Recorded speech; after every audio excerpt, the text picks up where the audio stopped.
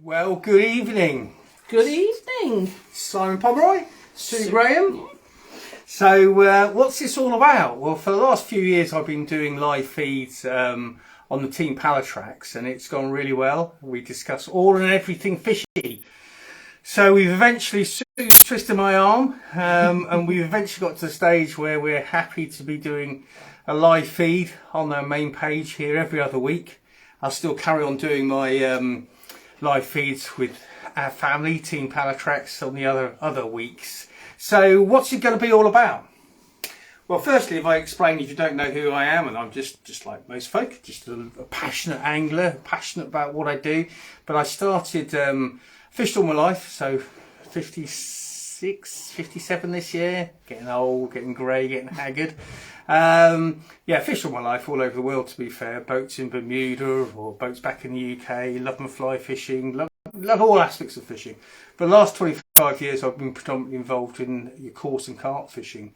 And off the back of owning a fishery, I had a fish kill, which really kind of got me to develop Pallatrax. That's the simple truth, and we'll go through that going forward.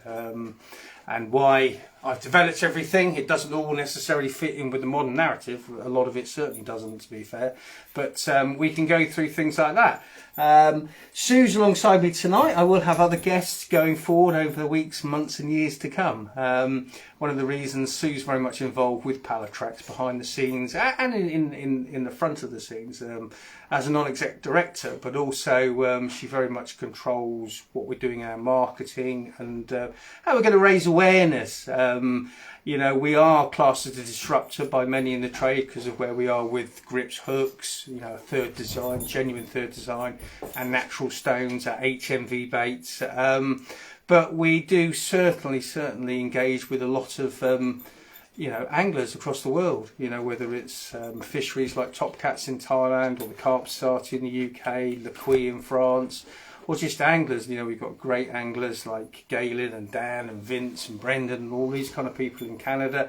And yeah, it's turning into a really exciting story. I mean, it's a bit like my analogy is, for years we've been singing a tune in the corner, we've never been able to get the radio play, and suddenly we've been able to get the radio play through, you know, the wonderful efforts of people like within Team Pallatrax, which is an initiative, a great initiative we can explain going forward. But like I say, that's a brief introduction from me. I've been involved in the industry for 25 years, whether it's tackle shop ownership or fishery ownership. Just built a brand new lake complex from scratch down here, Ashmansworthy Pools in North Devon, so that's a new challenge for me. Having had and consulted for fisheries and owned fisheries, it's nice to be back in the game up against the rock face once more. But also this is going to be a place where you can ask me or my guests any question you like. I'm not going to get involved in religion or politics, but I'm happy to talk about anything fishing. But like I say, some of my views are my conclusions. I'm not expecting everybody to necessarily agree, but all I can do is be honest, transparent and tell you where I am with all kinds of things. Let's say I've owned the shops, I've owned the tackle kind of company and the bait company. I've got my own views, I'm involved in the fisheries. One thing I do know is I don't know it all, but I'd like to think I know a lot. Or if I don't know, I've certainly got lots of contacts within the industry, within the sport in general. So again, it's a platform to talk about the sport, talk about, you know, celebrating it, you know, fishing friends, and that's very much what Team Pallatrax is about. But then pass you over to Sue, so she can say hello and introduce you while I sup on a cup of tea. Thank you, good sir. Yeah, I'm Sue Graham. For those that don't know me, I've been fishing the majority of my life, to be fair. I started following my brother around even when I grew up in New Zealand, and I think from about the age of 5 I followed him about and we used to go eel fishing and stuff out in New Zealand. When we moved back to the UK, I carried on, and it's something I've done my entire life. I was medically retired a few years ago and kind of was a little bit lost, to put it mildly, and fishing was kind of my saviour, to be honest. And I took a bit of I saw something for Pallatrax, saw something for the team, joined the team, went on to my first fishing with and immediately made really good friends, and then very quickly, to be fair, I got involved behind the scenes, and I'm very passionate. I've always been passionate about sport. I have a sports science background, and I used to work in sports development and stuff, so I'm very keen to get more people involved in fishing, particularly females and young people.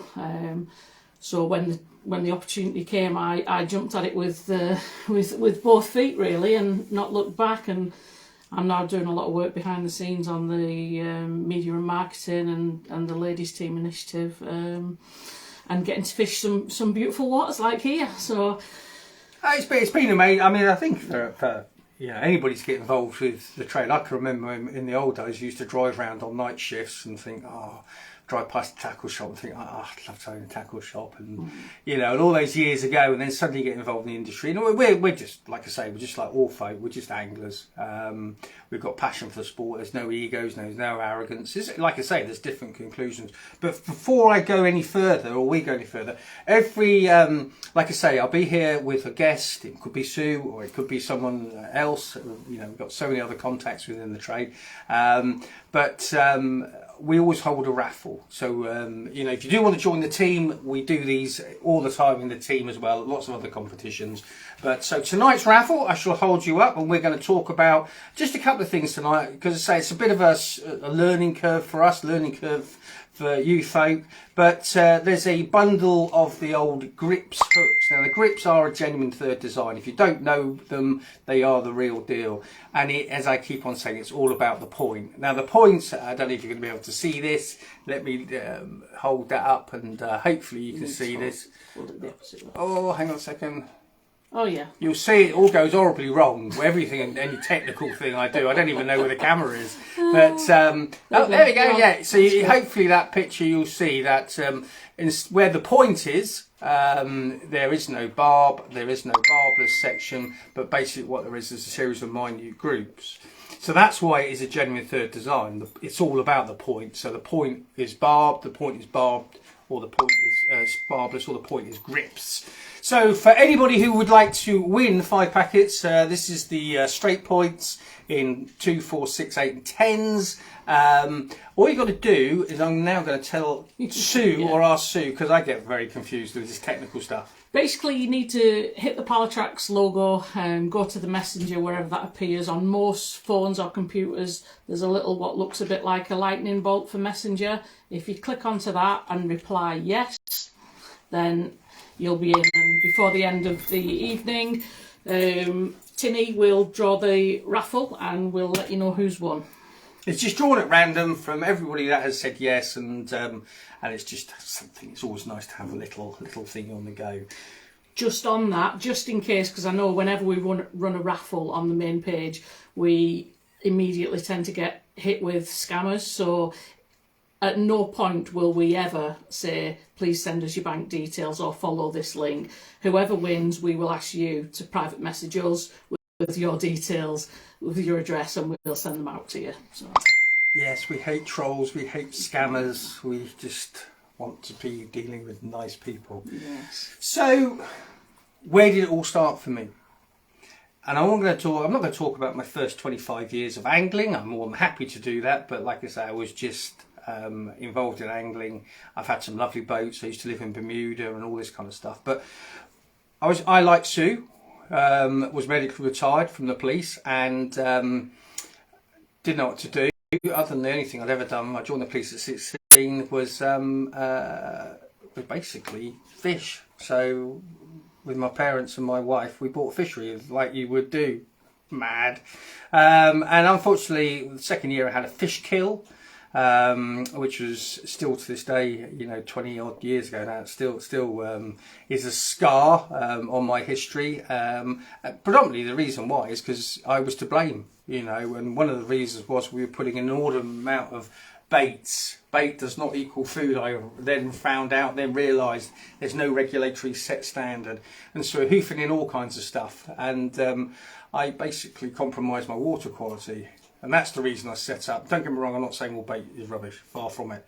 But there certainly is a degree of very, very poor stuff out there that should not go into water quality. So I started a company so we would have a bait range that we as anglers were really happy to. So HMV baits. This is multi-worm. It doesn't smell like you would imagine a bait to smell, full of silkworm, mealworm, earthworm.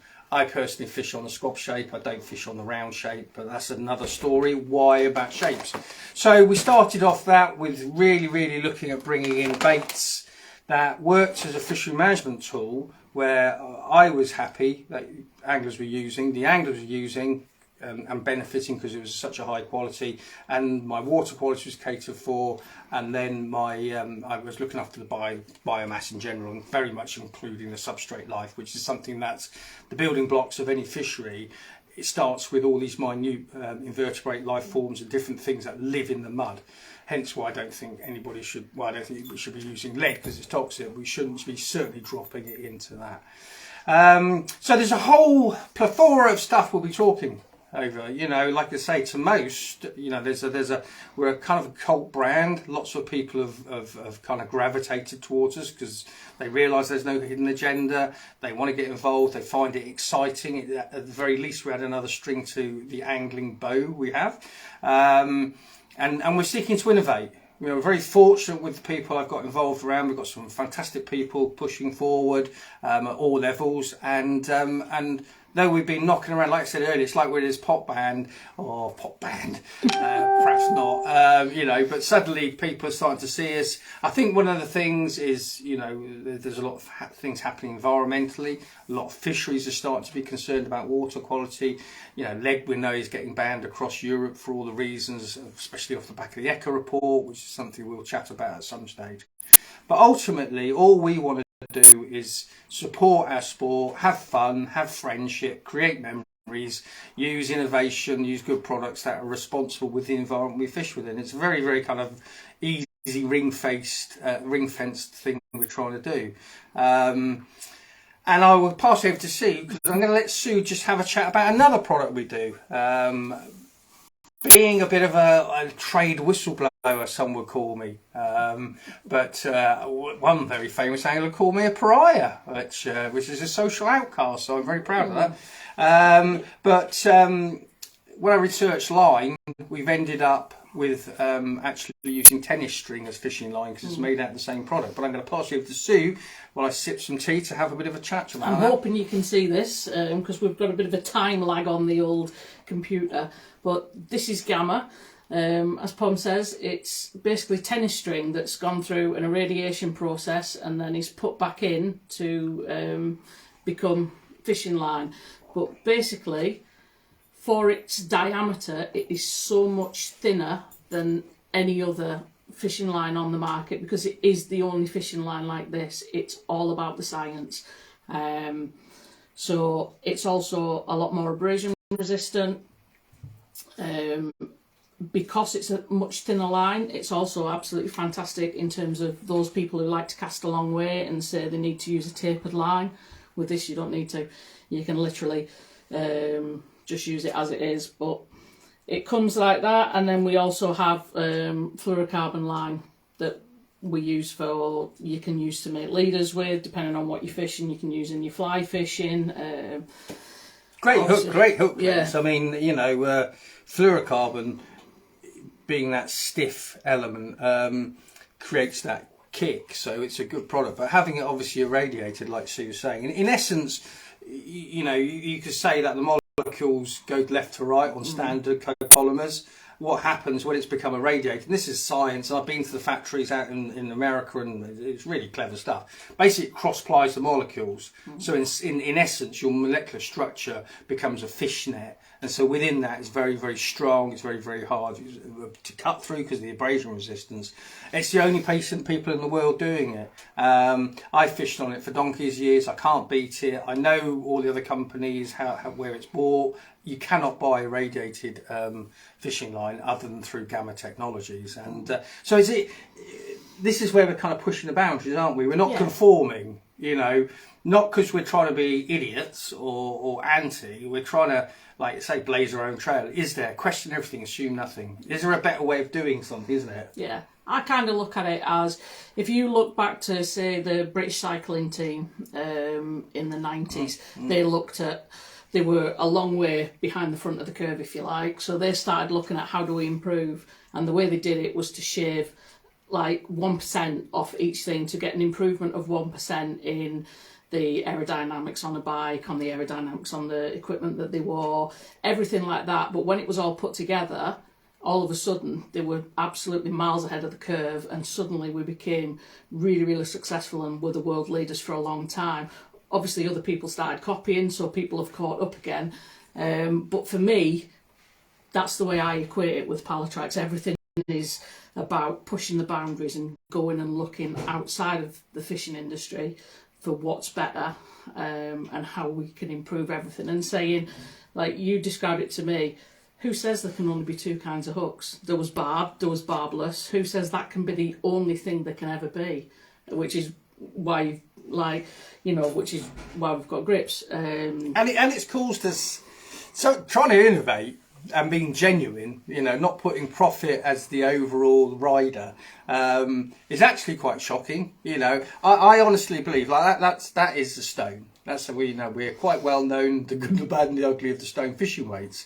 Now, we don't fish them because they're a gimmick. We believe something like that, a lump of lead coated with something that has no relevance to nature, it doesn't make any difference it's being coated because it's still unnatural. So what would you rather have next to your hook bait?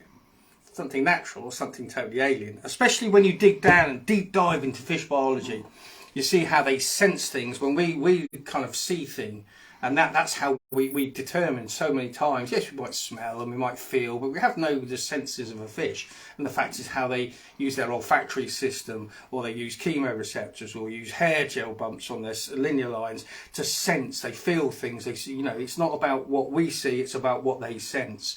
And so because we deep dived in that, and where lead has just been around for donkeys, so these pressured fish that we're fishing for, not even necessarily pressured fish, the fact is that the common denominator when we go to a lot of fisheries is everybody's fishing with lead. We're sitting there fishing on stones, which radically changes the whole way you view fish.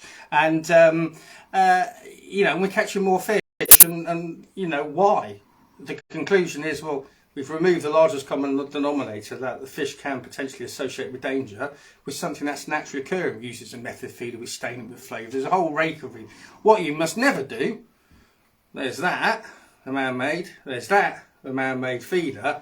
This does the job of both of those with a whole host. They stand on their own, and people have tried to bomb them. They don't cast. All we can say is they need a bit of practice, because I'm not the best caster in the world, and I can cast them. And when you put them in a PVA bag, 2 ounces is 2 ounces. And to be fair, because I tend to use some very holistic method mixes, once you wrap a method mix around there, And the main thing for me, and why I developed Stones, is I tend to fish the method feeder, and this is actually smaller, but it's heavier, etc., etc. And when it breaks down, instead of that right next to my hook bait, I've just got a Stone. And it's common sense, and I'd like to say that this is not contrived, we're not scripted this is just, as you'll probably tell, we're winging it. Flying by the seat of our pants. and Sue is no different. Once you sit there and you start thinking about it, well, a fishing weight is a fishing weight. It doesn't have to be made of lead. When I was a kid, we used to use spark plugs on the Isle of Wight, and people over in Canada or America are using big nuts for catfishing. It's just a weight. And I'm certainly not the first person to sit and fish on a Stone fishing weight, but once you understand it and get your head around it, and you move away from that narrative, you must lose lead, you must use it, lose it, all this kind of stuff that the industry kind of percolates, we would never go back to it, would we? It doesn't make any sense. Else. But the other thing is, this part of the reason we started fishing with these is to do with the benefits of a stone. We didn't even take into account the toxic side of it initially. We never really realised. You didn't really think about that. It's because the whole narrative is it's not a problem. But then I actually did some consultancy for the European Chemicals Agency report on lead in angling, and it was shocking to see the narrative that the industry says, oh, toxic, it's not a problem, it disappears into the mud, which is where the problem is, because that's all the substrate life is, and we're all meant to be about fish safety. But the truth of the matter is, as well, on the flip side, it's all the problems when lead's smelted at home, children getting, if they're 13 times more susceptible to get lead poisoning, they'll never lose it. It affects, there's birth defects. Oh, it goes on and on. It's quite horrible, actually. It's a horrible metal. But you've got a trade pushing it, and you have to question yourself. It's pretty obvious to me, having had 2 tackle shops in my 25 years in the industry. You know, my humble opinion, it's my opinion. The conclusions with all the evidence I've sound like a copper again. With all the evidence I've got, it's profit over all of these other considerations, and I'm not prepared. I mean, these cost several times more expensive. They're all handmade than to produce the lead. But the reason I fish on it is to catch more fish. The reason I talk about the toxicity is because I'm an ambassador for the environment, and I don't think we should be that slow in our industry and the governing bodies failing to recognise the facts of the Echo report. But anyway, that's another story, and we can really deep dive into that. But the Gripz have fundamentally changed our approach to hooks, haven't they? Yeah, without a doubt. Because you've got all the benefits without any of the flaws. You don't get the skipping in the mouth, but when the little Gripz grooves, and as somebody described it, there's 7 times more holding power because there's 7 little grooves, and they literally, and I know a few people have looked at them and said, well, are they not like a saw? And good point, because I get a zoomed in image could look like that, but no, they literally sit into the flesh of the fish when the pressure's on, and then once the pressure's off, they fall out. 9 times out of 10, they fall out in the net once you've netted your fish. But also 9 times out of 10, you can't even see, other than normally a tiny little pinprick, where they've actually been hooked. So it's the best of both worlds, isn't it? It really is. That's really, and obviously as a fishery owner myself, you know, water quality is my paramount concern, and that's something we'll deep dive into at some stage. I'm sure people will be quite interested, quite shocked, and things like that. Sorry if we're missing any questions. There's a few questions. Sorry if we've missed some of the comments here saying hello and things like that. Obviously, hello to everyone. But like I said, all we're looking to do is blaze a trail which is based on uniqueness, innovation, exciting. You know, many a time people we talk to, they go away and basically say, I'm really excited about going, because every time I go fishing now, I'm going to be doing something different. I've removed this large lump of lead. I was never confident with barbless, but I didn't like barb. Most fisheries obviously don't like barb for a load of reasons, which I can go into at some stage. I'm certainly, no, the only reason you should be using barb is to catch to kill, in my humble opinion. But seeing, Ashmansworthy pools, I think it's going to be a really interesting project for many of you to realise, because I honestly don't believe, again, with no arrogance, just with full transparency, nobody is doing. There's a lot of really, really good fisheries out there that are doing some stunning things like harriers, like turbot and things like that. But obviously I'm in control of the food environment as well, and I'm controlled because I built it from scratch, what I'm planting and what I'm doing. But obviously I want to look after the water quality first. But the fish, when we're actually catching them, we are taking them out of the environment. We need to look after them. We need to do, and the hook hold is something that is, it's a major concern for a fishery owner and the owner of fish. I'm sure as an angler, is your concern. So why couldn't we? We talk about it like if we why can't we bring out a third hook design? Who said we can't? It's all about a point. So the point is either barbless, barbed, or now we've got Gripz. And that's not to say there's not a fourth design out there somewhere. But we're in a very, very good place, because also by manufacturing and designing the different patterns and things like that, we have several different patterns, including wide gapes, including curved shanks, straight points, chods, trebles. I've just designed a new predator hook. We've got the eagle wave predator hooks and Gripz, but we're also putting them on a thing called a cutting point, which is a very, very expensive, specialised way of putting, making a hook point, and then obviously the grooves are imprinted onto that. We've ended up with this third design, and all I can say is I promise you, there's no hidden agenda here to try and get anybody to buy anything, but just look at them, try them, see them, look at the reviews, and there's thousands and thousands of people now converting, and we're talking all over the world, whether it's a fishery in Thailand or a fishery in Holland or France or the UK or Belgium, Canada. We're gravitating to this third. Forget Pallatrax, it's just an awareness of another option, and we're sticking with it because it works. And that's very much what it's the same as the Stonze system. We fish it as a system, but But we're not saying that is the only way to fish, but we're saying it's probably one of the most efficient ways you can fish, and effective ways you can fish. There are lots of other non-toxic products out there that are available, but they don't have the benefits of the stone, in that you can't flavour them, you can't mould stuff around in the, well, you can mould stuff around, you can mould stuff around a method feeder, but when it goes at the bottom of any waterway, there are always stones in it, always. And people who say, oh well, I fish somewhere that's a clay lake, clay is only held together by the stones and the rocks that are in it. So that whether there are, you know, whether it's a really rocky bottom or not, a stone is still a natural product, something that's natural in nature, if you like, that will naturally occur in any waterway. It's part of your quarries, the fishery hunts ecology. A lump of lead isn't. You know, and I think one of the things, and you'll see, you know, why they call me Cynical Simon probably during out these programmes, and you know, there's two sides to this, because me and Sue, so I'll let Sue in a minute talk to you about our fishing adventures programmes we're going to start doing on YouTube, which is a big commitment, but we're really looking forward to them. But one thing I was quite shocked, I guess, was the pushback. Now I can understand the trade not supporting Stonze, because it is a dynamic that kind of blows their narrative out the water. You know, their narrative is, look, we've camouflaged that, the fish can't see it and you can't see it. Well, if I can see it, they can sense it, and that's the you know, one of the taglines I live with. But if like she was saying, we're designing things for all the right reasons. We're not kind of, we're pushing that envelope for the right reasons to improve our catch rates.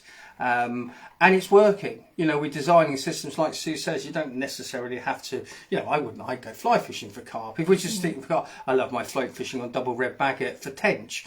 But all these things, I can kind of increase the analogy that Sue gave with the cycling is awesome. We're just trying to nick a bit here and a bit there, you know. But I do really wonder why this pushback, as I started this piece, well, you know, this conversation off, is I can understand the trade pushing back and trying to say this is a gimmick, when to me it's you know, obviously it's not a gimmick. I'm a very serious angler. That doesn't make me special. I'm just very serious about my angling, and I'm going to put all the eggs. I'm not going to put my eggs in one basket. I'm going to be able to you know, use lots of different things. But the pushback has been incredible about the hate and the trolling and the gimmick by people who are obviously pretty sad, to be fair.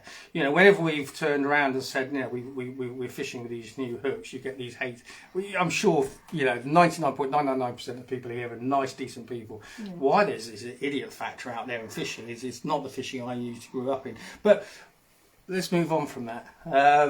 I'll get off my soapbox to it. So YouTube is something that, again, the biggest flaw, the Achilles heel of Pallatrax, has never been able to really tell fellow anglers here and outside the UK of what we're doing. And we're going to do that now. We're in a better position. We've got huge support, like I say, serious fisheries all over the world behind us, serious anglers behind us.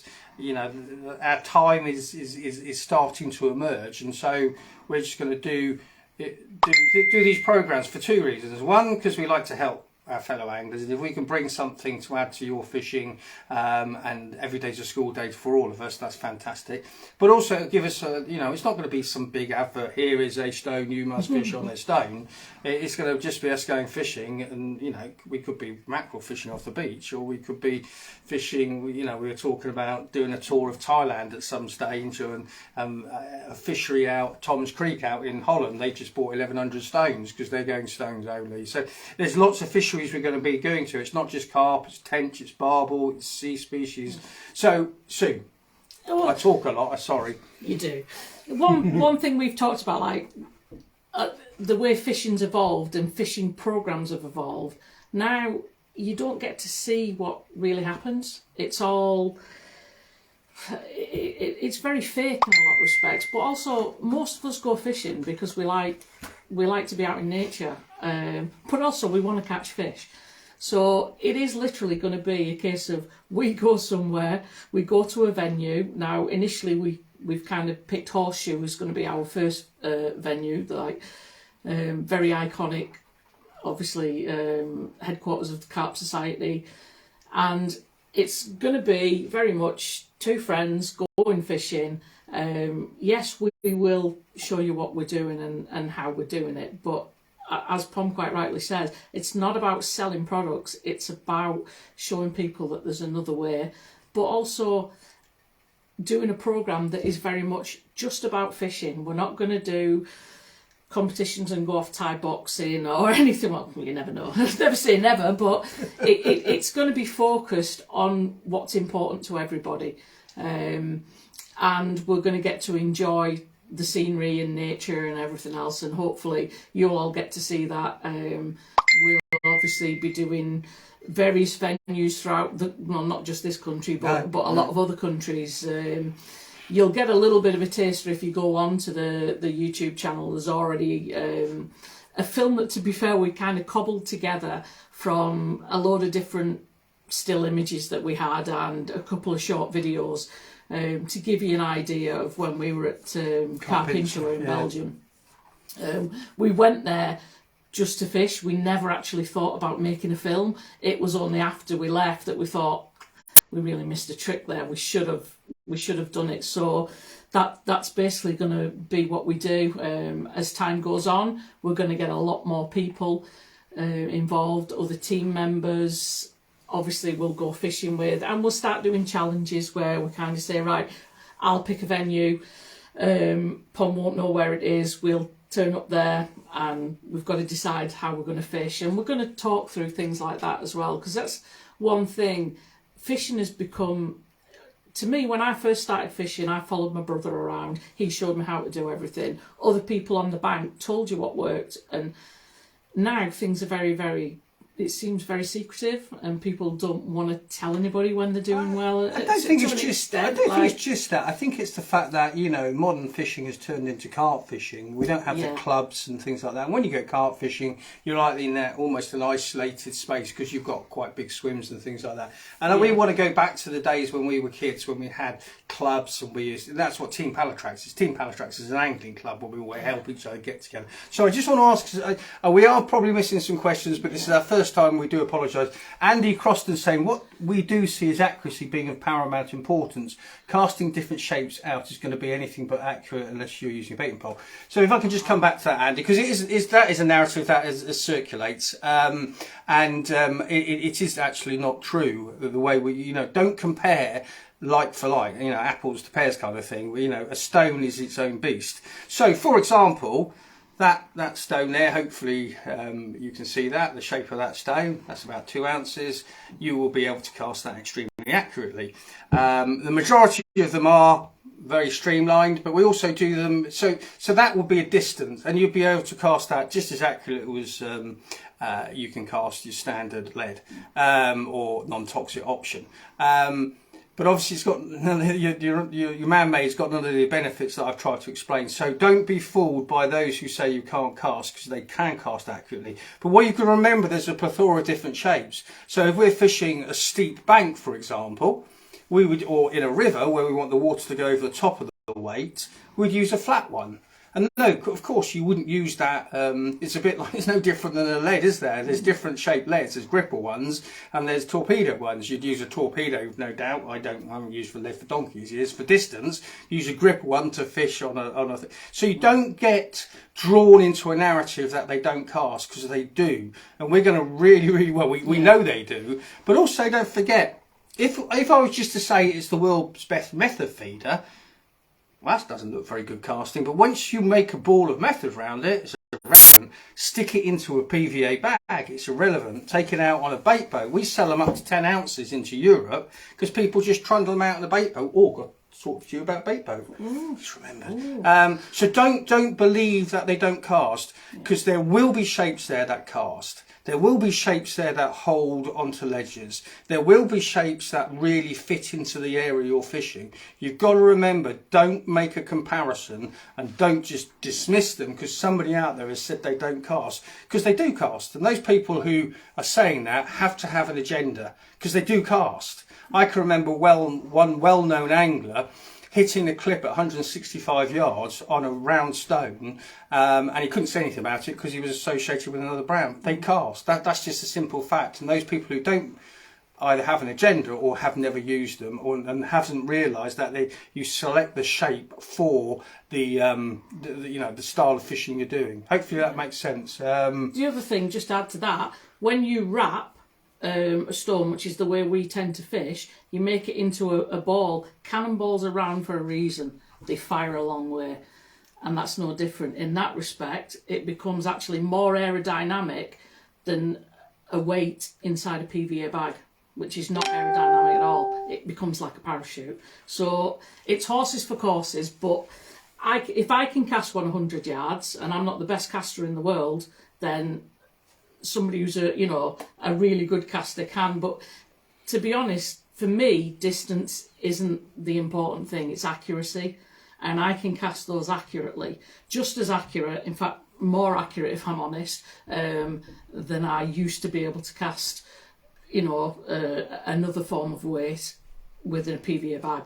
Well, Andy's just come back to say, so I could buy, say, 10 3-ounce leads. That would be, well, obviously there'd be stones. We're not saying that. We're not trying to compete within the lead market. It's another product. The fact is, we know we can get shapes that will cast and hold. You've got to go back, just check out Wikipedia and see what a fishing weight, the definition of a fishing weight is. Nowhere does it say it's made of lead, or it should be made of lead. It's there to cast and hold. And that's what stones do.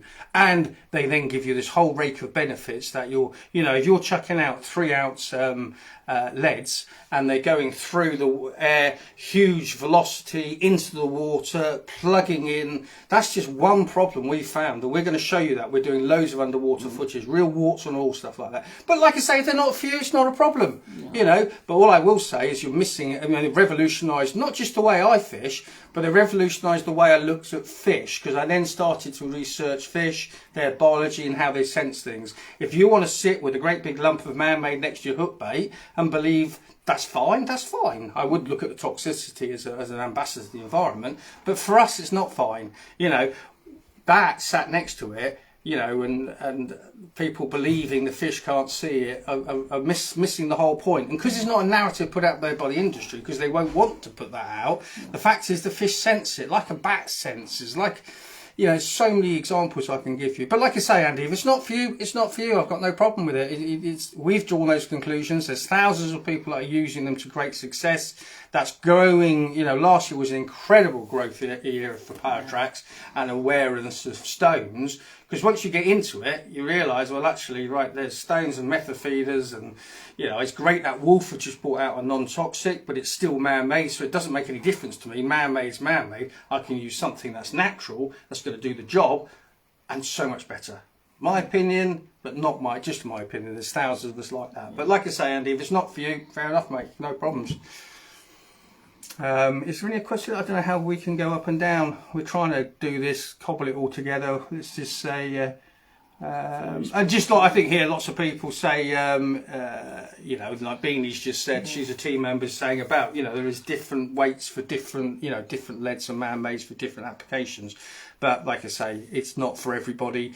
But I think 99.9% of the time, once we sit there and explain and somebody uses it and somebody puts them in the margin and sees how difficult they are for us to see, so therefore potentially for the fish to sense, etc., etc. But no, each to their own. But I tell you what, well, the story for me, without wanting to bore anybody, is I had a lake. It was a trout lake. There was a load of carp in it, and we were fishing for these new carp. We got rid of all the trout. Thought those were trout or maggots. Then we started fishing for the carp, and over time, and was using a method. It was the old Richworth method feeders. To be fair, they were even bigger than this, even more obtrusive. And just because you paint it, it doesn't make any difference in nature. If I painted Sue yellow now, she wouldn't be banana just because I said she was a banana. Honest. But I identify as a banana. That'll be the next one, won't it? We'll all identify as bananas. But like you say, we were fishing this, and for 6 months our catch rates were good. We were using solid tactics and things like that. And then the catch rates started going down, and it was like, why? We're experienced anglers. We're still catching, but we're not catching. And it was obvious to us that the fish were becoming more and more pressured. hence why we need to be careful, obtrusive, set traps properly, etc. And it hit me around the head one day, and it was only because we will talk about it. There's a book out there that fisherman's handbooks, those old enough to remember, and there was a picture in there of some feathers, and on the bottom of it was hand drawn, so no adverts, nothing slick or marketing, and there was a rock tied on, and it was like, yeah, you can, it's just a weight. What am I doing here, Simon? I had to shop. I just fallen completely in the trap. Even had my reels and everything level, all that kind of rubbish, and made my first stone fishing weight out of a great big lump of sandstone, and catch rates, well, not just went back up to where they were, but they eclipsed. And then we started using it around the fishery, then we started using it elsewhere. But it was very, very difficult. It's won awards both in the UK and abroad, not just for the environmental side of it, but also from the tactical approach. It's a clever product when you think about it. It doesn't matter where it's come from, who's developed it and who's marketed it. The fact is, if you think about it, it's a very clever product because it removes that huge lump of obvious stuff. And that's really where it was born. I mean, you know, like people have come out and said, oh, it doesn't cast, or it's the wrong colour. And you know, the irony is, like, this colour does not exist in that nature. These are English stones. It exists in that, and so people will say, so you know, if I wet that, hopefully you can see that. Okay, so they change as soon as you wet them. They go back to, they should have had a glass, you know. So you go back to these unique colours. That's real. So I don't even know what they're trying to replicate, in all honesty. That's just me with the questioning. So, like I say, it's one for everybody. It's not going to be for everybody, but I can honestly say it's just it was what somebody saying. But honestly, it's a genuine angling edge, and that's all what we're doing to do. And by being that way inclined, we're deemed to be controversial. But the irony is, if we were all fishing stones weights, because we realised it was a great idea a long time ago, and then somebody bought out these lead weights, people would be going, what on earth? They're toxic, they're obvious, their density is too high because it sinks into mud, and it goes on and on and on. Why not to fish with it? But if the industry's telling you to fish with it, people tend to. And I will say here, and I don't care what people say, and you can shoot me down in flames because it won't make a jot of difference, how people can develop systems where they're actually dumping lead on purpose. Not only is it just actually littering, but God, it's an environmental time bomb waiting to explode. And that's the words of Vernon Thomas, an accredited water quality scientist. So just think of that, folks. You know, if you're going to use a fishing weight, look at Dinsmore's, look at UFO, look at lead-free. There's loads of options out there that don't contain lead. It's just a fishing weight. Don't get fooled. It's just a fishing weight. Go and get a stainless steel nut. It'll do the same job. The fact is there's kind of a narrative out there. It's all about, oh, it won't cast. Well, I can promise you they do. Sorry, Sue, I'm rabbiting. No. Did you want to show like unique products like the glug, for example? We've just got a few little samples of what we do, and so this is interesting. We do a lot of different glugs. They're one of my favourite products. You can probably see they are really, really sticky. I'll show you what happens when you put something in it. Normally what we do is we'll put baits into it, smells lovely, and then when you pull them out, you'll see it all. We will at some stage show you what they look like in a tank. What are you going to do with that stone now, Steve? Yeah, I'm going to leave it in. You're going to have to, yeah, thanks for that. You're welcome. Make a right mess. I'm going to make a mess, that's what I'm going to And we do, I mean, one of the things, like I say, because it's all about water quality, when I develop things, don't worry, so just put it on there. Put it on the lid. lid. Not on there. Well, to be fair, I've put it on the lid, so before the end of the programme we'll show you what happens, because it's similar to what happens on the bottom of the tank, albeit different because you've not got any current in there. But we use, sorry. When I was parachuted into this and I had the fish kill and started looking at it, and then you start to get more involved in the industry, you start to get more involved with various things. And, you know, we're animal feed regulated. I think all bait companies should be regulated, so we know, Carp, don't say it late. Oh, sorry, what was it? Carp Alley. I will come back to a Carp Alley. Sorry, I'll come back to you in a minute, Carp Alley. But we're looking, so that glug, like Sue says, is basically that's going to stay with your bait. So you've got glugs and soaks that will dissipate quickly and get into. I want something. The reason behind that glug is it's seriously sticky. We add things to it like naturals, but when we dunk our hook baits in it and when we're casting out, we know that it's going to stay with it. So carp don't associate leads with danger or any other items of end tackle. Your conclusions at Carpy, and I'm certainly not going to get involved in a handbags at 10 paces with anybody. It's like these are opinions. But what I would say, having my match angling background and my fish farming background, the reason why is the industry trying to camouflage it? If there's not an issue, why do we know that fish move away from, if you look at the last 6 times the British barbel record was caught in the Stonze system. As soon as that fish went into an area where there was a lead or a feeder, it didn't move, didn't spook off, it just changed its feeding habits and kept away. How come there's thousands of reports of anglers, fish spooking off lead weights, spooking off the line, spooking off all kinds of things, even the bait, because the bait's alien to it. So I would have to fundamentally disagree with you with my serious experiences, but also if that was the case, and where I would let you throw one arrow out to you is don't forget, match anglers, they fish how they fish, which is not how the carp industry fishes, and a lot of the other newer trends in fishing.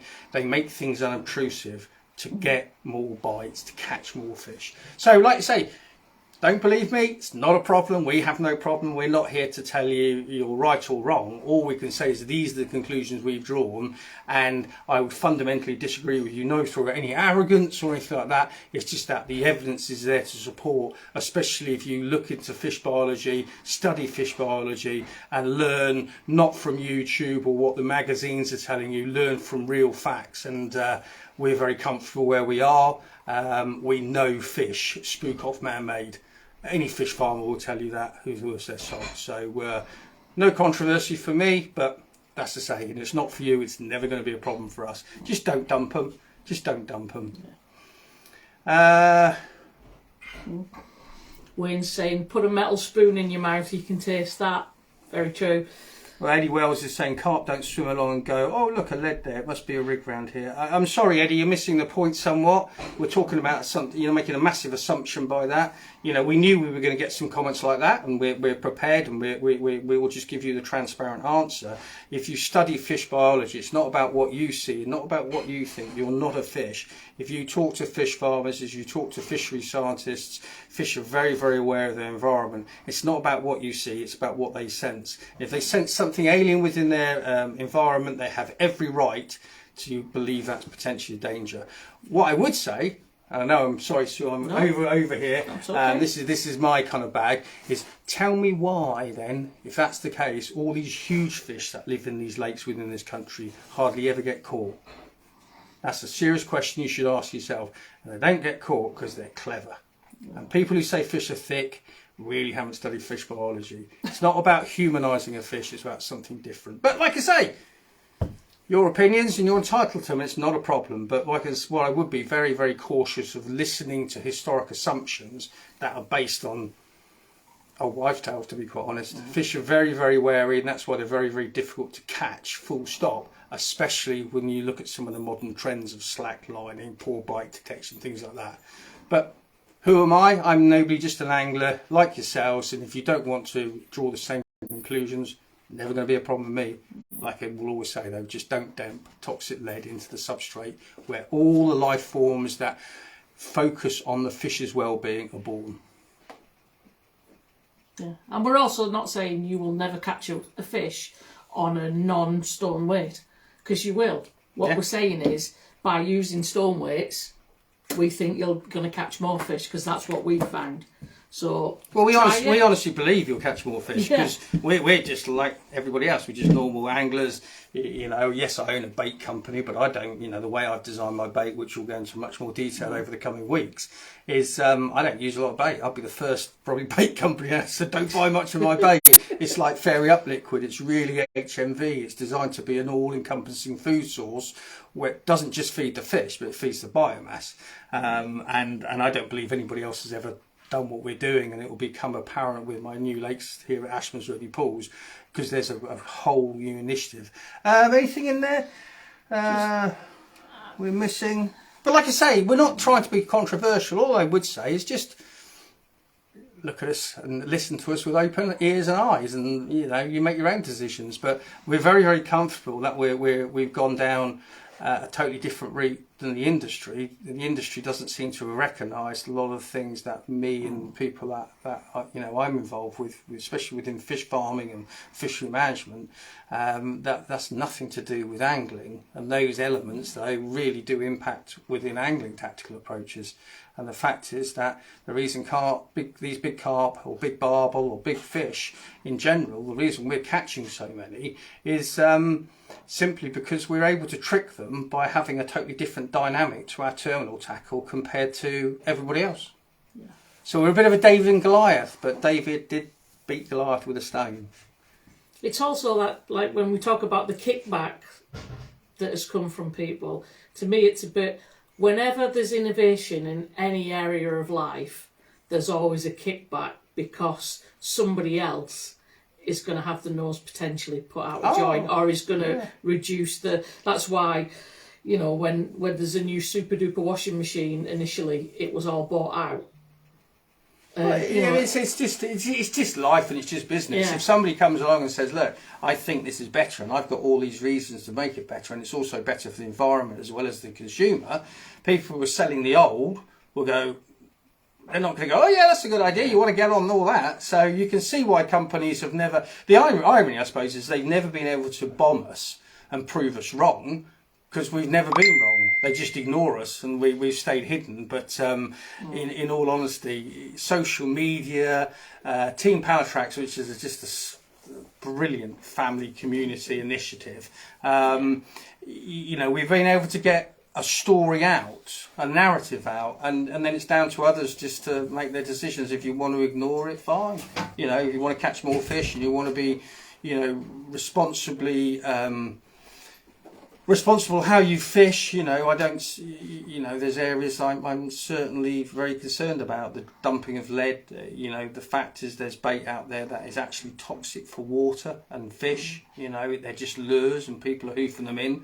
They cost peanuts and people don't realise just because they smell nice and look the right shape and nice colour. That's not what it's about. It's all about the ingredients. It's all about the ingredients. Like I say, the old multi-worm here, this one here, I mean, we all do the same thing. What do? I call it the floor sniff test. I certainly used to do it in my younger days. Now, if you smell that, you go, that is not nice. But I tell you what, the amount of fish we catch on this bait all round. This was a little demo that was shown to me. So if you consider that circle as a boilie, if we say 1% is the flavour and 1% is the colour, which is what you're noticing, what is the other 98%? And that equates to pellets, boilies, anything like that. What else are you putting into the water? What else are you putting towards the fish? Because if it isn't food, the fish are going to start to recognise that. And yes, they'll pick it up and eat it, but they'll also not digest anything from it. And then it's going to sit in the water and ultimately start causing a lot of problems.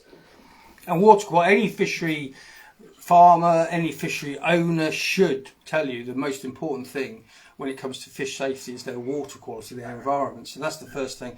When people say it's done hooking net or a landing net or a retaining sling or carp care kits, they're all very, very relevant, but they're not as important as water quality.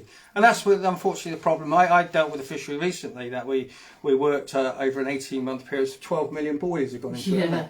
And these boilies, we realised they actually had no food content and they caused problems. And then you sit back and think, well, they will do. 12 million into a lake, that's a lot of dollops of, toxic, which not only rots and then fouls the water, don't get eaten because there's no food content to it, but also kills the substrate it's sat on. So, like I say, there's lots of things we'll try and impress our conclusions, but you don't have to believe any of it. But all I will say is the truth. It's truth as far as we can see it, as far as we can research it. When you make a bait, and should it be food and positive for the environment, or should it have no food content and just therefore be a lure, and actually in its when it decomposes, it actually fouls the environment. You, the angler, catch less fish because it's not food, they're not eating it, they just pick it up like they will a lure. I want something that's I'm going to be uber confident with, and also as a fishery owner, I want it going in because I know it's not going to compromise my stock, my water quality, and my business. Have we got anything else there? Not really. But if you have got any questions, as I say, we're not here to bomb anybody. We're here to discuss. We're here to open it up. Let's have dialogue. Let's drill down to things. Let's make it interesting. I don't want to sit here and go, I'm not going to sit here and talk about, how I've developed pastes and things like that with any hidden agenda. Ironically, I do it for myself at the first. I'm just such a keen angler, and I've been lucky to have been parachuted, as I say, into this trade, and because I've got no allegiances with anybody. There's some companies like Solar, I've got a huge amount of time for a British company, they make some fantastic kit, but when it comes to everything underneath the water, that's what I'm interested in, everything underneath the water. So I start off with my gamma line because I can't beat it. I start off with, being as unobtrusive as possible, hence why I fish stones. I fish sting link, I fish shrink tube that I've sourced outside the industry. Sting link is probably our favourite hook link material. Yeah. Again, a coated Dyneema made specifically for us. And then the baits, we have all kinds. And, Sue's got a pot of something she should show you now. Yeah. This is a pot of the natural powders, so it's basically ground down maggot. So for things like adding it into your glugs, into your method mixes, you can put it into your spod mixes, you can put it into, if you're making your own boilies on a HMV base mix. But also, I use them, I tend to put them into, my baits into a glug and then dunk them into the powder and use them. I like to overwrap them as well, so there's all different uses for it, but they're really, really strong. We're giving fish what they need to eat, what they want to eat, not what we think they might. Now that's fundamentally, it's very close, isn't it? It's like the difference between fit and fat is only I and A, but yeah, I'm not saying nothing. I'm not saying nothing. But there is, and what we'll do over going forward is, sorry, what's that? Luke Cunningham's asking what is HNV, so that's high nutritional value. And this is what it was when I first was taught how to make bait by, if he's listening, Baldy Dave. He taught me so much around HMV baits, because I was using just baits out of a bag and I thought it must be good because it smelt nice kind of attitude.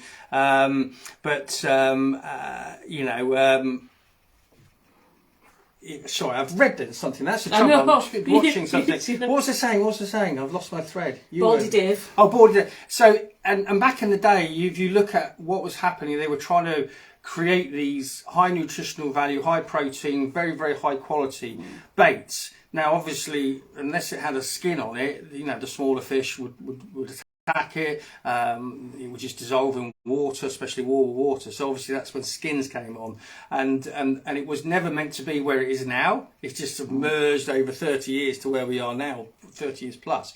So we've kind of gone back to where I was initially, and that's how we do everything. Everything we do, I don't think you should ever take a hook out of a packet and have to sharpen it. Personally, I think it's like buying a car and every time you go out having to pump the tires up. I don't think that's right. So that's why we designed the hooks with cutting points.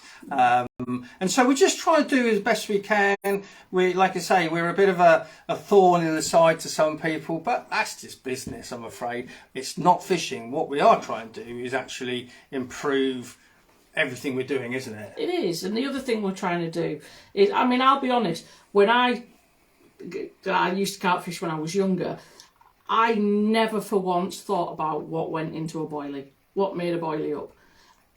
And you've opened my eyes to it, and I know you've opened a lot of other people's eyes, because you don't necessarily think, you assume if somebody says that is food, it is food, but it isn't always food.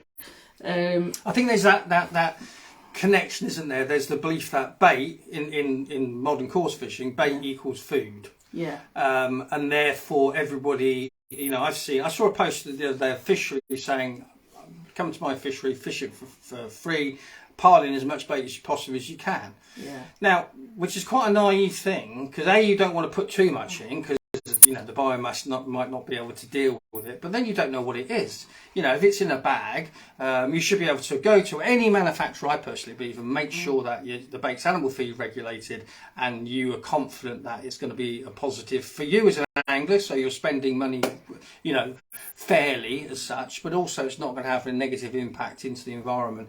You know, I see so many people who will buy, you know, a kilo for £5 off eBay and say, well, it's still a boilie and it smells of strawberries. But like Sue's little diagram there, it's not about the smell, it's not about the shape, it's not about the colour. I'm not saying they won't be relevant in ways, but it's that huge mass. What is it made of? You know, what's it all made of? And we're very proud. We make everything here to that standard. Because I think we have a moral duty to do it.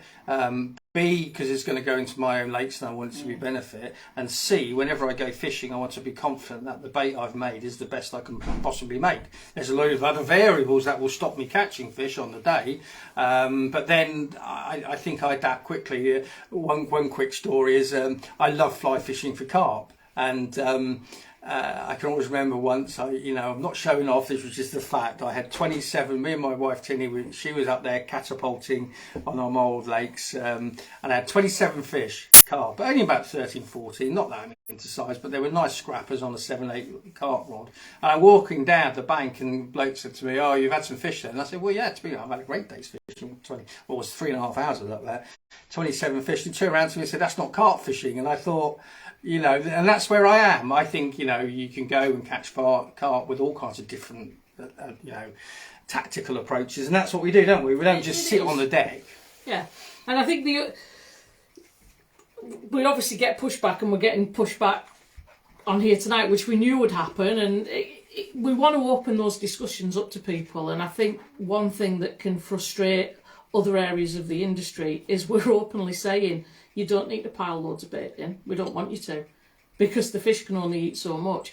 The way it was kind of, I look at it, if you put 100 boilies down and your bait is one of them, you've got a 1 in 100 chance of a fish picking it up. If you put 10 down, you've got a 1 in 10 chance. But the other thing is, when you stop fishing, what happens to those boilies or whatever it is that you've put into the water? And I think a lot of fishing is very much like a lot of other things. They're trying to get you to buy as much as is physically possible. So for me, the whole idea of dropping weights, long before I got involved in Pallatrax, I've never dropped a weight deliberately in my life, because I just don't see the need. The narrative that goes around that if you drop a weight, the fish can only swim to the surface. Well, if that's the case, why aren't the fish all bobbing round on the surface? I've never quite understood that. To me, I just thought somebody's trying to get me to buy more of it. Yeah, I think many of us now, you know, we've all realised over the years, especially we had 2 tackle shops. I mean, it's all about creating consumables. I can remember a very famous tackle shop and a very famous angler that worked for the tackle shop. He was asked by the Angler's Mail, what is the top selling product, and he said leads, because they're consumables. They're not consumables. I've never ever lost. I mean, I can remember I lost a stone. One of my favourite places to fish is, like Sue said, the iconic horseshoe, and I lost a stone there about 3 years ago, which is the last time I lost a stone. No, I've lost one since. I had a cut off, but that was a cut off horseshoe, and I was absolutely mortified. Not only because it was my favourite stone, I felt it was part of the family, but the fact is, I lost it, and I had to get another one. I have, you know, like I say, I have my total disagreements with those in you know, well-known anglers who say it's a good thing to drop lead, you know, along the fish safety lines. Absolute rubbish. There's no evidence, no proof. It's just a narrative that's been put out there, and then it's gone almost like viral. Oh, you have to drop the lead for for fish safety. Well, nobody said to anybody, well, can you just explain the fish safety element to it? So I'm going to litter, I'm going to impact the environment, the substrate life, the fish's environment, etc., by dropping it for fish safety that doesn't exist at all. And I actually, from a tactical point of view, I think it's actually really bad. Is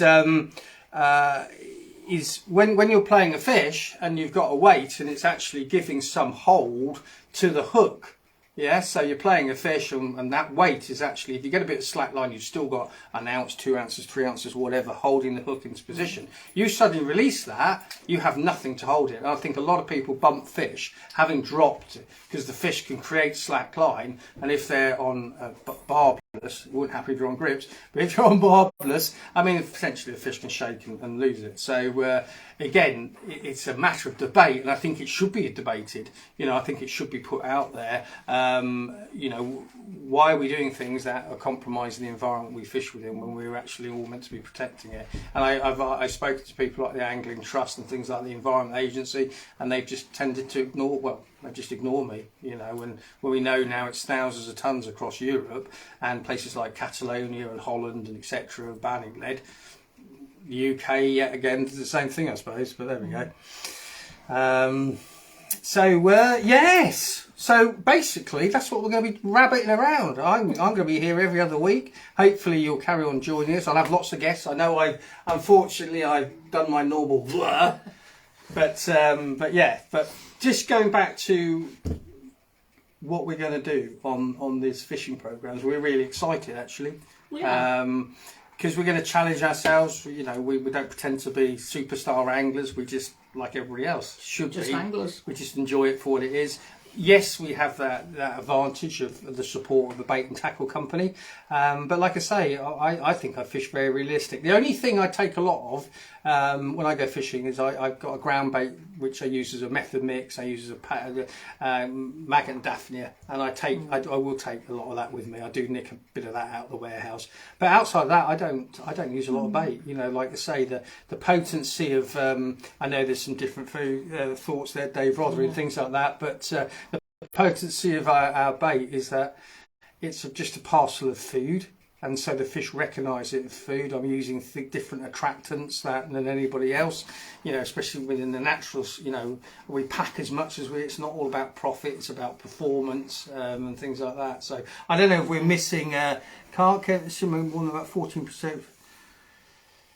Yeah, you've got to be very careful, Dave. I hear what you're saying. There's truth to what you're saying as well, but obviously different situations and different variables within different water systems. But whatever we want to emphasise, whatever people sort, is make sure that your bait's of a high quality. Because to be quite honest, if it's not, and there's loads of good bait companies out there that are making high quality HMV baits, but if it's not, you're actually fooling yourself. It's false economy. You're buying something that, if it's got no food content, it's a lure. That's it. And fish will pick up out of curiosity and things like that. People have said to me over the years, why do you think baits blow? And I don't think baits blow.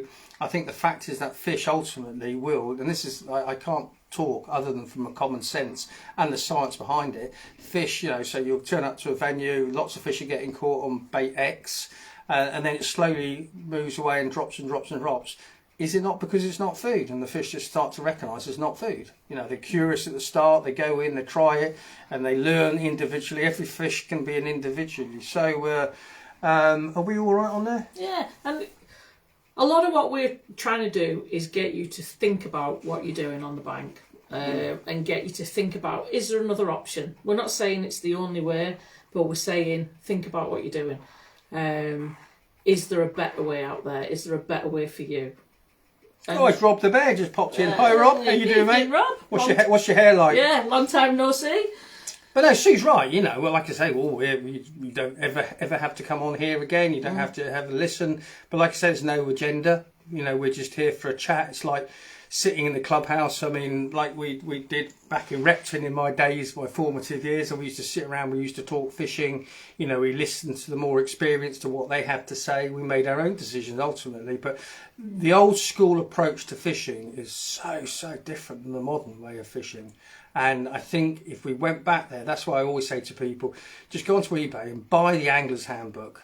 Fisherman's Handbook, these angling handbooks. There was like 3 years of them and 52 weeks a year, so there was like 150 of them. And it's before money came into the trade, before huge marketing spends and things like that. That influence, obviously, and there was anglers. There was like the Bob Churches of the world and people like that. And you know, they were in their anoraks. John Wilson, they're just in their old anoraks. We used to wear these wax jackets, wasn't there? And our wellies from Woolies and things like that. And there was no sponsorship. Oh no, look, you know, I'm wearing stuff. Famous flask, wicker basket. Oh yeah, on the back of your bike. It certainly wasn't one. You didn't need a wheelbarrow to carve it around. We just strapped, like Cecil, strapped everything to a push bike, didn't we? You did. Yeah, it was amazing. It was like, you know, you see some of those films where there's an Indian and they've got all these things on their side, and it was like that. You know, everything was strapped to it. The wicker basket, and you know, we just went for the everything we went for was very much different than what you go for now. There's an element obviously out there that's very focused on self-promotion. I've got nothing about that. And again, you know, and I use self-promotion because I obviously want to explain about the brand. But you know, before Pallatrax, in all honesty, I never ever used to. I begrudge it a little bit now because I used to live in Bermuda and I used to catch some really kooky fish over there, and I haven't got any pictures of them. But I never used to think about it. I just went for the fun. You go for the love of it. You go for the fun, and that's never left. But I think the way people get into fishing is totally different as well, because the industry's changed so much. Like when I started fishing, I was catching little sticklebacks and gudgeons and little baby What was your perches first fish you ever caught? Well, it would have been an eel in New Zealand. So very incredible species if you study eels. Mine was it's funny, I went back there recently to this little bridge up in Scotland, a place called Burnside, and it was honestly I can still see it now. I can genuinely still see it now, fishing there, because it's now gone from this little rickety wooden bridge to a horrible concrete monstrosity, and we were trying to catch these tiny little sticklebacks, and they were coming into season because the red bellies and that lot, and as they say, I was hooked. And then I lived in Malta. We got into fishing off the shores with little bamboo poles, and then it's just gone. And you know, things came in my teen years. I was off chasing young ladies and found alcohol and things like that. But it didn't take me long to get back into them. I did an awful lot of fly fishing. I do love fly fishing. I think that again really gives you almost a one-to-one with fish. You have to really understand fish to how to fly fish and what's happening on the day and things like that. So I've been very fortunate to have a lot of experiences. Diving was something I really, I used to spearfish a lot and for the table, and therefore you start to have to think like a fish, where they'll be, what they're doing and things like that. I think that really helped me. But ultimately the biggest thing I think that helped me in fishing was match fishing.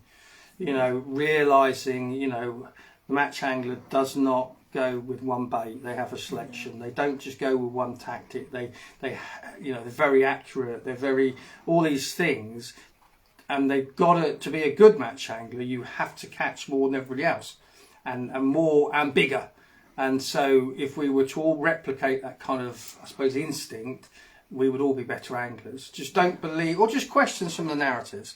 When somebody says the line's camouflage, the fish can't see it, it's a human terminology. It doesn't work like that. And when people here have already questioned that, fish don't see lead, I mean, it's about what they sense. And if you look at how fish sense things through, literally through vibration through the water, changes in water pressure, things like that, you'll really see why they are so hard to catch. Especially the bigger ones. You got to think the bigger ones, they to attain that weight, they've eaten the most, and to stay with it, they have to carry on eating the most, and we hardly ever catch them.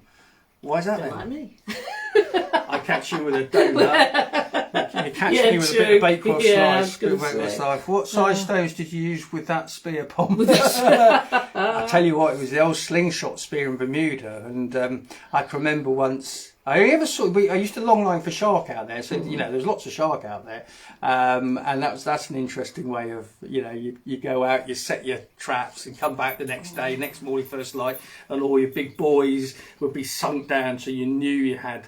But I can remember with I was out once, and there's a fish called a bream. It's not like our bream, it's a sea bream, and the whole shoal of them. I was on this little. I used to go out about 6 or 7 miles on my own. It used to go from 240 foot to 7 miles deep. I looked down and think, well, you know, like nutter, there was tiger sharks out there, and there's me spearing. But this whole shoal of bream came, and I was just, and then behind me was the biggest barracuda I've ever seen, and it just kept on circling and circling. And I pulled my my slingshot spear back so much it actually cut into it, because I was thinking, this. Yeah, I've had some adventures, but yeah, never use the stone there, never use the stone. No. But no, the thing is, like we're saying, we're going to do this every 2 weeks on this platform. Please pop in, come in. You know, obviously we're not looking for arguments. You know, like I say, I don't like social media. Of course, question me, assume nothing. Don't believe what I've got to say. Make your own questions, So we'll just introduce you. Yeah. You'll meet these over the page. This is Funk, and I've got the son of Funk sat over there. Oh, here no, he I comes. said that. So I'm very much into my dogs as well. One of the nice things I think about Ashman's really pools, you can bring your dogs. Not many fisheries you can take your dogs to, but yeah, big dog lover, big into nature. Yeah, it's Funk. Now this is the son. Oh no, this is the son. That's his son. So that's Django. But there you go. So we're dog lovers, and yeah, and we're very lucky to live where we are. But any questions, you can always reach out to me. I'll always come back to you. I'm not into the haters and the trolls, so don't bother, because I just don't bother. That I find that all pretty sad. But if I can ever be of a help, you know, just reach out to me. Do think about where's my bit of paper? And again, if you're not that bit, do think about if you're interested in. Join today. Go onto our website at pallatrax.co.uk. Then we do have this amazing community of fantastic people of all experiences. You do not have to be some alleged superstar or anything like that to get involved with Team Pallatrax. In essence, I probably should have called it Club Pallatrax, or you know, we use Pallatrax as kind of it sponsors it, I suppose, we're best. But it is a fantastic community. So if you're interested in getting involved, we have fish-ins both here and abroad. You know, we have regular competitions. We have all kinds of things on the team page. It's free to join. You get loads of discounts on things. So if it's something that you might be interested in, don't think you have to be mega experienced. It doesn't matter your age, your sex, your experience. Just come on and enjoy it. It's just such a friendly, happy place. And it's not just carp angling. We're multi-species, so... If it swims, we want to catch it. Exactly. If it catches it, I keep on trying to catch that mermaid. Off of Heartland Key, yet to me. I've had a few mackerel, but no, it's just a nice, safe place. You won't get the idiot factor. We know it exists out there. I despise it because I think it ruins fishing. For, you know, when you see people, you know, calling people noddies and all this lot, and you just think this was never what fishing was about. It was all about the camaraderie, the friendship, the happiness, nature, you know, the enjoyment of sharing other people's experiences and captures, and there is an element out there, and you're not welcome on Team Pallatrax or anything to do with us, because we just can't be bothered, to be quite honest. Fortunately, the vast majority of like-minded people like ourselves, and I'm sure you'll enjoy it. But if not, just pop in here with any questions you've got. We've well gone over. Oh look, Ian, who used to live down the road from me. Hi Ian, I hope you're well, sir. Amen to the mermaids. There we go. But eating competitions, I win that all the time. I would, thank you. I do have a partial. But no, thanks for everybody who's come in. Thanks to the team members that came across and supported us this evening. It's been a bit of a... You were a tad worried. No problem at all. It was all fine, wasn't it? What was all that worrying about? We decided to wing it. We were going to pull a bit of a script or something together, and we're like, nah, that's not us. Let's just talk. And I said to Sue, we're both ex-coppers. Remember the fear of going into Crown Court. Talking to you fine people was nothing. This is water for the ox back.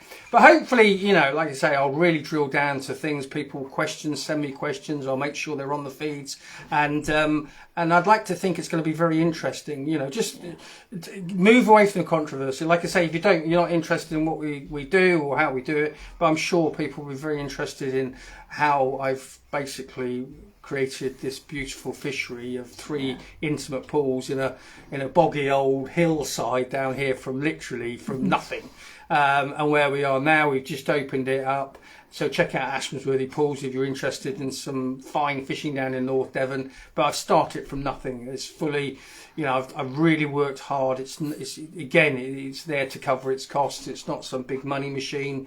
You know, I couldn't run it like that because, as I say, it's very, very carefully managed with water, borehole, diffusers, aeration systems, a feed management program, and I'm very fortunate to have a good friend Chris at Lana Springs, and I've got some amazing fish. So yeah, have a look at those. But no, say thanks ever so much. Have you got anything else to say? No, the only thing I'd say is before we ever do these, we'll always put a post up a few days in advance, and then we'll put one on the day. If you've got questions, put them on there, please. And if you like, it's a bit like being back at school, putting your hand up. You might not want to ask. Just send us a private message. If you've got questions, we'll answer them as best as we can. We said from day one with Team Pallatrax, it's always going to be a safe environment. So I've gone on to, I'm not a great Facebooker or TikToker or whatever people do, but it does disappoint me to see, not just in fishing, just generally, some of the hate that's been put out there. The world's a different enough place anyhow without us all like fighting, so this was always going to be an ultra safe place, because as I say, some of the things I've seen, in all honesty, by very inexperienced anglers talking some horrible things to people, it is disappointing. And we made it like a cornerstone. It was never going to happen here. You know, we've got very broad shoulders, especially with our backgrounds. Yeah. We've got lots of great people. I've got the attack dog. You know who you are. You know who you are. And no, we just want it to be nice environment. We don't want to get involved with it. We don't want people to feel that, you know, it's an unsafe place to ask questions. So Team Pallatrax and Pallatrax in general is just a very friendly company that we honestly believe, and if you want to call me arrogant, that's fair enough, because it's not meant to be arrogant. We're fishing at a very, very high level because we're really sympathetic to not just the environment the fish live in, but also their own biology. And by studying individual species, their habits, how they do things, we're ahead of the curve by a country mile. Because as I say, you know, you've got an industry that's kind of not moved anywhere in 30 years, still insisting that it's camouflage, the fish can't see it, which we know is fundamentally flawed. If you researched it, it's fundamentally flawed. And like I say, we're challenging things, and Gripz are a third design, who's saying there shouldn't be a third design. I mean, you know, when somebody came up with barbed and the first barbed hook, and then somebody would come along and said barbless, and I guess the people that had invented barbed or developed barbed would go, you don't want to use barbless. And then, you know, the same things happen now, and I'm sure, seeing our sales, seeing our growth, seeing our reviews, you know, you'll see more and more fisheries going Gripz only, like they've gone historically barbless only. You'll see more and more fisheries starting to realise angler bait needs to be scrutinised. Anglers need to scrutinise it because of the false economy, etc. So we're not being unreasonable. We're just trying to push the envelope, because if not, it'll be like the old phone system. We'll all be sitting on the old Nokia bricks. Instead of what we're all, what we're doing this on now. Yeah. So, you know, let's move ahead, let's innovate, and whilst we're doing it, let's increase performance, but also be sympathetic to the environment and the fishes. You know, how many times do we see fish kills? You know, I question why all these fish kills happening year on year. So, yeah. And let's have a lot of fun along the way. Well, we're certainly looking forward. The thing is, make sure, discipline us that we go out and do these films, because, you know, I get pulled from pillar to post, as does Sue, but we're really... Because I say, all we want to do is just going to be how we do. Yeah. We just come back from Thailand. We took our wives and we went to Thailand with some other friends and things like that, and we just had a laugh, and we caught shed loads of fish. And it wasn't about, I am here on a stone or anything. It's just going fishing. And that's, I mean, what we were saying, because some people would probably want to know what we're using, and some of it will be obvious, but so what we're going to do at the end of our films, we'll just have links to the products used. But we don't want these to be adverts. We don't want these to be ego kind of driven programs or anything like that. It's just normal people going fishing, you know, different waters for different species at different times of the year, and going to be good fun, isn't it? Yeah, it's going to be a because we get on well. We both like ripples. We like raspberry ripples a lot. Raspberry ripples. Well, I like raspberry ripple ice cream as well, but yeah. Right, so as it was said by many years ago, it's good night from me. And it's good night from me. Or him. Or him. Or her. There. Right, folks, it's been a blast. Thanks for those who've engaged. Thanks for popping in. And like I say, I'll be doing these just till it finally, I talk a lot. So next week it will be back with my live feed, my regular live feed on the team page. Then the following week I'll be on here, and hopefully it'll all work itself out. And then we'll be bobbing. Competition. Oh, competition. Competition. Got to draw the competition. Hang on a second. Right, hang on, wait. Dog's barking even there. Just remember. So there is the competition. Did anybody send yeses? Well, I heard lots of bings. So somebody's going to win this. So it's all going wrong. It's all going wrong. Nothing. I am going to plug this because there's a difference it's made to my fishing. That or that. Because I fished a method, and like I say, it's all about the ingredients and the method. But it's pretty obvious. It becomes pretty obvious. And as promised, that'll give you a little bit of an idea where it's all just slipped off the stone. Well, a lot of it's still on. In fact, I think I could. Like I say, just one way. That's how sticky it is. There you go. That's proof of the pudding. So what it does, it stays with you. But and I know plenty of people actually do that with stones, and then they drop it into like the maggot powders, and so you're creating this bonfire of attraction. And we'll talk to you about bonfires of attraction, cooking the bacon, and all the different things we're looking at doing, predominantly to get the fish to actually find it in the first instance. Yeah. So right. My other assistant is walking in, and the winner of tonight's Gripz bundle is Aaron Ackerman. So, Aaron, if you can please send us your private messages, your address details, and you've won 5 packets of the revolutionary, awesome hook design out of Gripz. So, well done, Aaron. And we'll have the raffle here every week with about £30, every other week with about £30 of goodies for someone to win. So, we're out of here. We're out of here. Thanks very much. Good night, folks. See you later, folks. Take care.